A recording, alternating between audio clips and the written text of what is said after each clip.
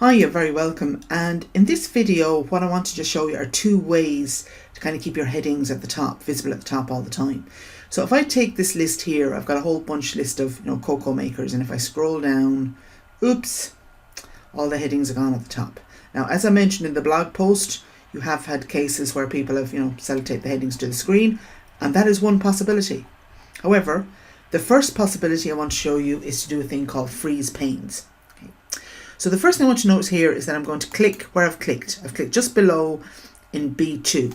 Okay? And the location is important because Excel will freeze the panes above and to the left of whatever you choose here. So what I want to do is basically keep what's above it visible all the time, but I also want to keep this one here visible on the left. So if I had something with, let's say, 52 columns, this one will always be visible. So once you've chosen the location where you want to freeze it, you go up here to View, and then you go across here to freeze panes, and then freeze panes. So you think of V and then FP, freeze panes. And you see you kind of get this faint line here. Now if I scroll down, hey, look, there they are, visible all the time.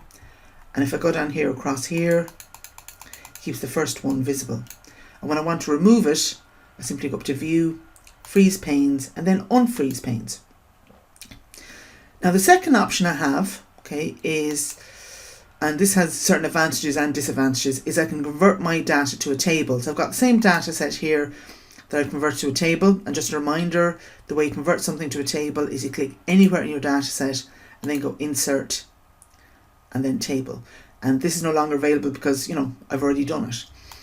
Okay, so once you've done that, then I want you to notice what happens when I scroll down. All right, you see there the headings go into the column headings automatically. So that's another way to kind of work with the freezing panes. However, right, the gripe I have with this is that if I then go across, I can't keep the first column frozen.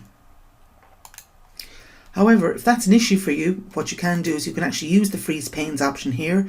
So if you notice here, I've clicked also on B2, View, freeze panes, and then if I can go across here down at the bottom, see there the first one is frozen, and it keeps my headings, see there's a scroll down, it keeps my headings frozen here at the top.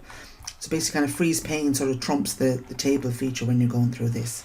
Okay, so I hope you find this useful. Mind yourself, take care, bye.